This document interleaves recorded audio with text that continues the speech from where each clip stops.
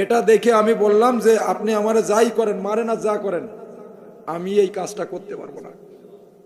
পরে আমি ওখান থেকে চলে আসলাম। জীবদশায় কথাগুলো বলতে পারি না, বাস্তবে বলতেছি। আল্লাহ 50টা বছর কোরআনের খেদমত করছে উনি।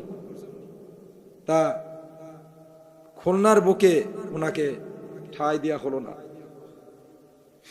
আজকে সকালবেলা আমাকে ফোন দিয়েছে সাইদখালী থেকে যে ভাই, আমি একজন হিন্দু মানুষ।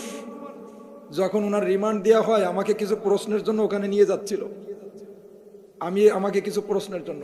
তখন আমি বললাম যে দেখলাম যে উনি বলল যে 2 রাকাত নামাজ আমি আদায় করব। আমাকে রিমান্ড দেওয়ার আগে আমি একটু 2 রাকাত নফল নামাজ আদায় করতে চাই, আমার রবের সাথে কথা বলতে চাই। আমাদের কোরআনের পাখি আল্লামা দেরওয়ার হোসেন সাইদি রাহিমাহুল্লাহ উনি বলছেন, তখন সিজদায় যে লং টাইম নিয়ে সিজদায় যাচ্ছে, উনি কি জন্য মনে মনে পড়তেছেন, বলতেছেন কার সাথে কথা